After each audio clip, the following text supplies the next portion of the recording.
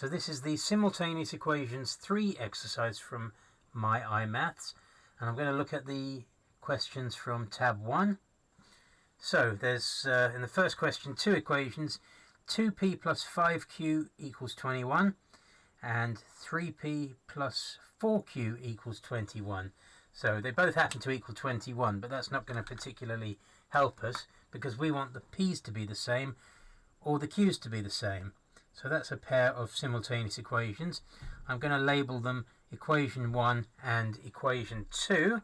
And what's harder about this exercise compared to the previous one, simultaneous equations 2, is that the p's and q's don't nicely go into each other. So there's no multiple of 2 that goes into 3. There's no multiple of 4 that goes into 5. So we're going to have to multiply up both equations by something. So I could try and make the p's the same, or I could try and make the q's the same. Doesn't really matter which. I tend to just make the first one the same. So I've got a 2p and a 3p. 2 and 3 both go into 6. So I can multiply both equations up by something so that they both have a 6p in them. Now equation 1, I've got a 2p, so I'd have to multiply everything up by 3 to get a 6p. So equation 1, I'm going to multiply everything by 3, and then instead of 2p plus 5q equals 21, I'll get 6p plus 15q equals 63. And then in equation 2, to get from a 3p to a 6p, I'm going to have to multiply everything by 2. So everything in equation 2 is going to get multiplied by 2. So instead of 3p plus 4q equals 21, I'm going to get 6p plus 8q equals 42. Just tidy up that bit that I just smudged. So I'm going to call those two equations 3 and 4. And what I've achieved by doing that is making the p's the same, so that I can then subtract whole equations from one another and eliminate the p's. So if I do everything in equation 3, take away everything in equation 4 in this case, so 3 take away 4, 63 take away 42 is, 21, 15q take away 8q is 7q, and 6p take away 6p is nothing, it disappears. So what we've done is eliminated the p's, and that's left us with 7q equals 21, which we can easily divide both sides of by 7 to get q equals 3. So q equals 3 is our first part of the solution, but we also need to figure out what p is. So we do that by taking equation 1, for example. Could do it in equation 2, but I tend to always just do it in equation 1. So equation 1 was 2p plus 5q equals 21, but we figured out that q is 3, so that becomes 2p plus 15, 5 times 3 equals 21. So what we're doing is substituting our value that we found out into equation 1. So I write sub in 1, 2p plus 5q equals 21. Just checking yeah, it's a little bit off shot, isn't it? But there we go. Just adjust that camera slightly, and we're in shot again. Okay, so sub in 1 gives us 2p plus 15 equals 21. Try and get the p bit on its own, so take away the 15 from both sides. 2p equals 6 and p equals 3. So we figured out that p is 3. So P is 3 and Q is 3. They're the two values that work in both equations at the same time, or they work in both equations simultaneously.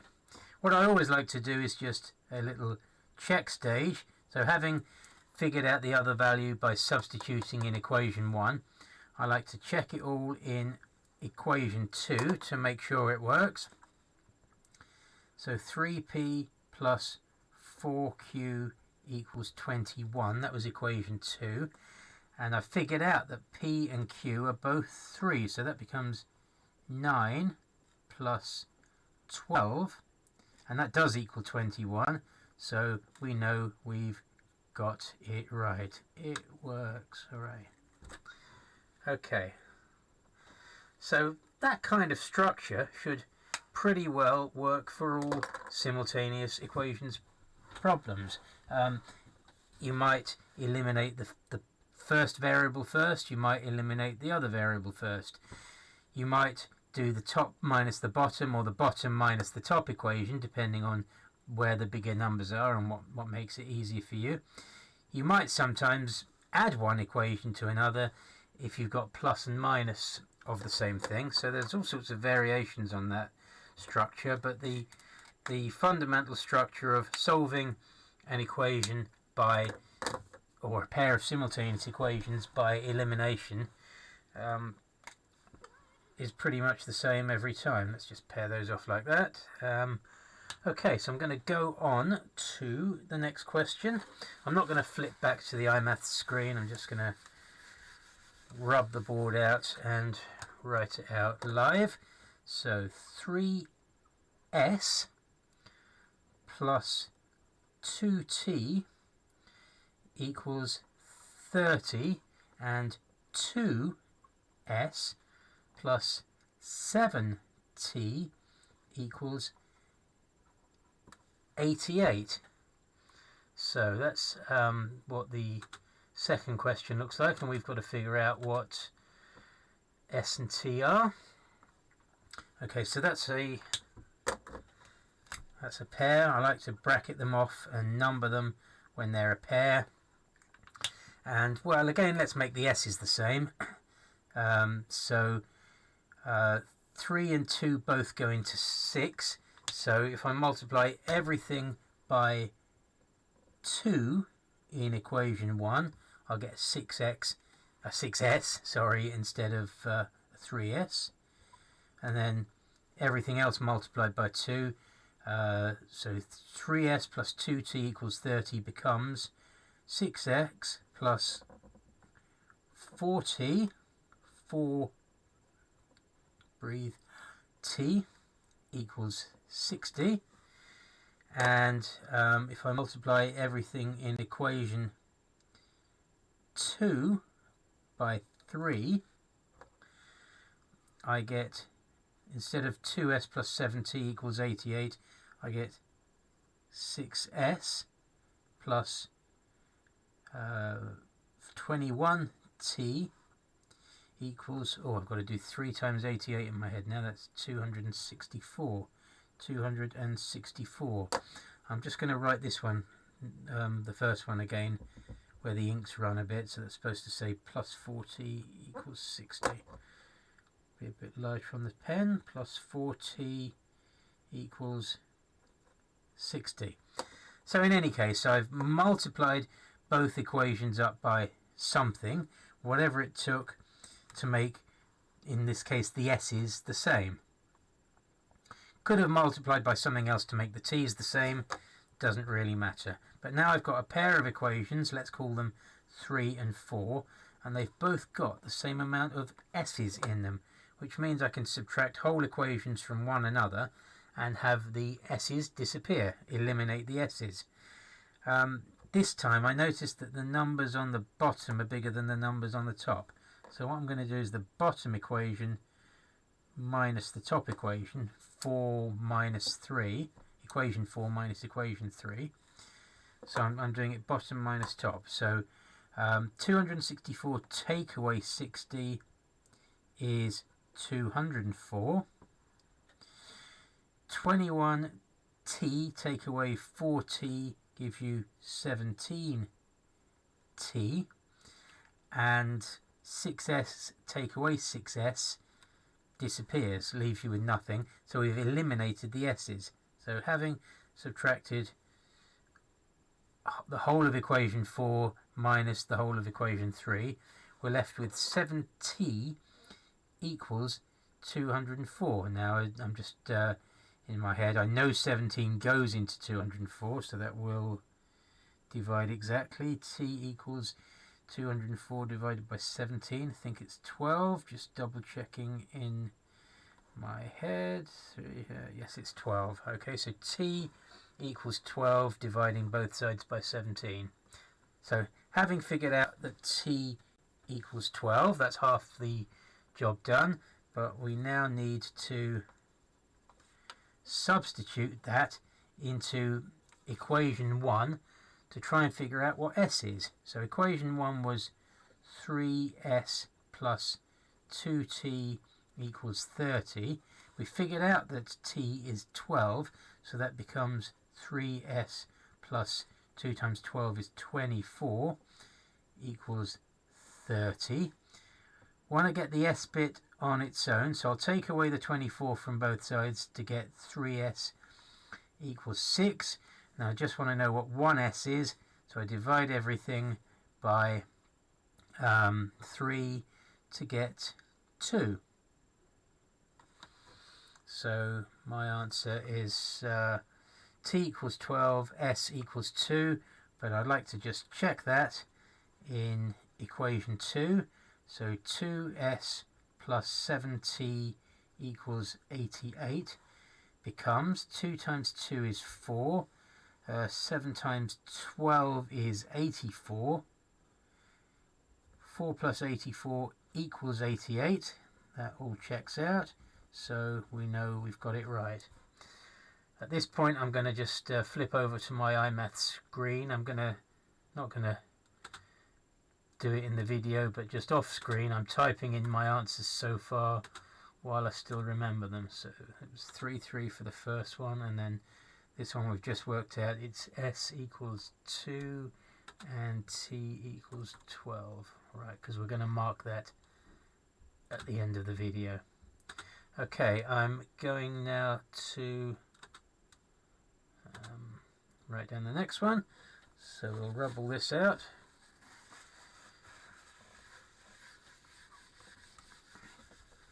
And the next question goes, 4a plus 7b equals 68. 6a plus 9b equals 96. So that's a pair of equations that we want to solve simultaneously. Figure out what a and b are. I'm going to label them 1 and 2, bracket them together. I always make the first one the same. Could make the b's the same, but just by habit I always make the first one the same. So 6 and 4 both go into 12 actually.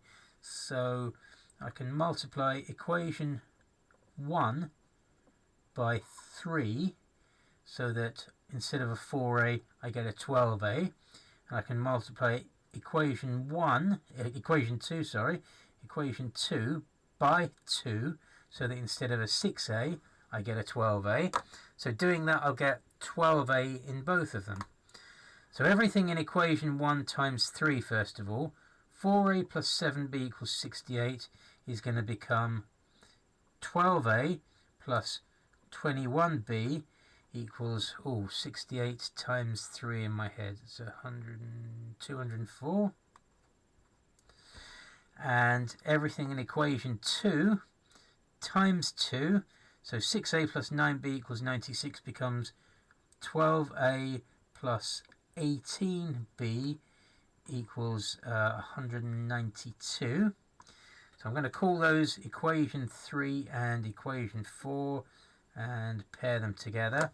And now that I've got the same 12a in both of them, I can subtract whole equations from one another. This time let's say equation 3 minus equation 4. just because the numbers in equation 3 happen to be bigger than in equation 4, I'll do it that way around. So 204 take away 192 is 12. 21b take away 18b is 3b. And 12a take away 12a disappears. So we've got 3b equals 12. Divide everything by 3 to get b equals 4. And then having figured out b, we want to try and find out what a is. So I'm going to substitute everything in equation 1. Equation 1 was 4a plus 7b equals 68.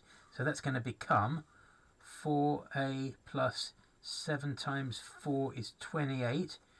4a plus 28 equals 68. I'm going to take away 28 from both sides to get the a bit on its own. So 4a equals 40, and divide everything by 4 to get a equals 10. So we think a equals 10 and b equals 4 are the correct answers, but we just like to check that in equation 2 to make sure. So that's 6a plus 9b equals 96. So that becomes 6 times 10, 60, plus 4 plus 9 times 4 is 36. 60 plus 36 equals 96. That checks out. That's supposed to be a smiley face that you can't quite see in the screen. It works. Okay, so I'm just going to quickly flip over to my iMaths screen, off screen, and type in those values. 10 and 4. And then rub all that out, ready for the next question. The next question says 5m plus 6n equals 36. 7m plus 8n equals 50. So I'm just going to readjust myself in my seat because I'm rather painfully sitting on my own feet and they've gone to sleep. Ow, ow, ow. Ow. That's better. So that's a so that's a pair that we want to solve together. We want to figure out an m and an n that works in both equations simultaneously, aka at the same time. So again, I could make the n's shall I make the n's the same this time? Let's make the n's the same instead, just for a change. So let's make the n's the same. 6 and 8 both go into, well, obviously they both go into 48 because 6 times 8 is 48, but they actually both go into something smaller. They both go into 24. So I'm going to try and get a 24n in both equations. Okay, so if I do equation 1 times 4, then instead of a 6n, I'll get a 24n. And if I do equation 2 times 3, then instead of an 8n, I'll get a 24n. So that'll give me a 24n in both equations. So just by choice, I'm making the n's the same this time, although I should get to the same answer if I choose to make the m's the same. It's just another route to the same thing. So everything in equation 1 multiplied by 4. So instead of 5m plus 6n equals 36, that's going to be 20m plus 24n equals 144. And then everything in equation 2, I'm going to multiply by 3. So instead of 7m plus 8n equals 50, that's going to be 21m plus 24n equals 150. So I've achieved what I set out to, which is to have the same amount of n in both equations. So again, it's just a question of choice whether you make the m's the same or the n's the same. Doesn't matter, should all lead you to the same answer. So anyway, with the n's the same, I should be able to subtract whole equations from one another and have the n's disappear. I noticed that, excuse me, I noticed that I've got more m's on the bottom than on the top. So if I do equation 4 minus equation 3 this time, just because I've got more m's on the bottom than the top, then so I'm doing bottom minus top. 150 minus 144 is 6. 24n, take away 24n, the n's disappear. And 21m, take away 20m, gives you just 1m, which you just write as m, like that. So m equals 6 is half of our answer. Let's just move that guy there. And we now want to figure out what n is. So we're going to take our equation 1 and substitute the m that we just figured out. So equation 1 was 5m plus 6n equals 36. We figured out that m is 6, so that becomes 5 times 6, which is 30. 30 plus 6n equals 36. Take away the 30 to get the 6n bit on its own. And then we've got to do it the other side as well. So take away 30 from both sides. 6n equals 6. So divide everything by 6. N has got to be 1. So we think n is 1. And we're just going to check that by bunging everything into equation 2. So equation 2 was 7m plus 8n equals 50. So that now becomes 7 times 6, 42, plus 8 times 1, 8. 42 plus 8 equals 50. That certainly checks out, so we are confident that we have got that right. 6 and 1. So I'm just going to bung that into the iMaths thing.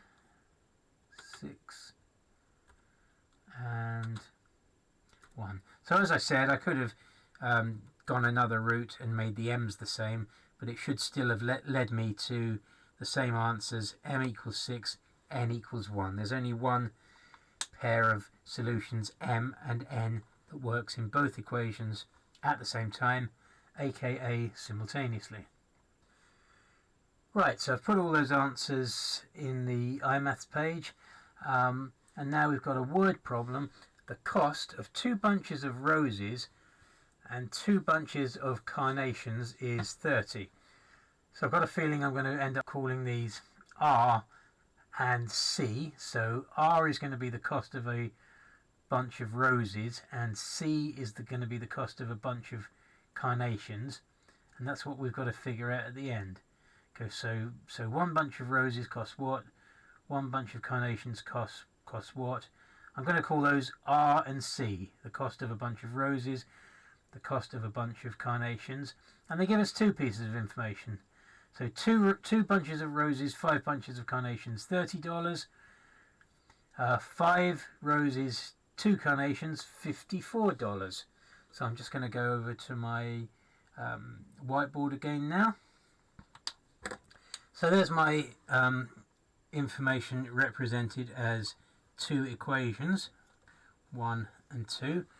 So it says the cost of 2 bunches of roses, 2R, and 5 bunches of carnations, plus 5C, is $30, equals 30. The cost of 5 bunches of roses, 5R, and 2 bunches of carnations, plus 2C, is $54, equals 54. So that's 2 equations, 2 simultaneous equations with 2 unknown things. And I noticed that 2 and 5 both go into 10. So I'm going to try and multiply these up so that they've got 10R in them. So that's going to be equation 1, multiply everything up by 5. And that's going to be equation 2, multiply everything up by 2. So first of all, everything in equation 1, I'm going to multiply it up by 5. So that gives me, instead of 2r plus 5c equals 30, it's going to give me 10r plus 25c equals 150. And then instead of 5r plus 2c equals 54, I'm going to multiply everything in that one up by 2. So instead of 5r 2c 54, I'm going to get 10r plus 4c equals 108. So the point of that was to make the r's the same. Could have made the c's the same, chose to do it with the r's. So that's another pair that I'm going to bracket together and label. So I noticed that I've got kind of bigger numbers on the top than at the bottom, so I'm going to choose to do the top equation 3 minus the bottom equation 4, so that I get 150 minus 108 equals 42. Just need to check that that's still on screen. Yes, it is. Good. 25c minus 4c is 21c, and 10r minus 10r, well, that just disappears. So 21c equals 42, and just divide everything in that by 21, gives you c equals 2. I hope that's just squeezed into shot. C equals 2. I think I'll probably move my camera just down a little shade to make sure that's in. There we go. So C equals 2. In other words, the cost of a bunch of carnations is $2. So having figured out what C is, I'm going to substitute that into equation 1. So equation 1 was 2r plus 5c equals 30. But now I've figured out that c is 2, so that becomes 2r plus 5 times 2 is 10. 2r plus 10 equals 30. Like to get the r bit on its own, so I'm going to take away the 10 from both sides. So that's 2r equals 20. Divide everything by 2, r equals 10. So if we've got this correct, the cost of a bunch of roses is $10, and the cost of a bunch of carnations is $2. You just want to check that by bunging those values into equation 2 and making sure it still balances. So 5r plus 2c equals 54. That becomes 5 times 10, 50, plus 2 times 2 is 4, equals 54. That all seems to check out. So it works, and then I just need to punch that into the iMath screen. So that is 10 for the roses and 2 for the carnations. Let's just mark that.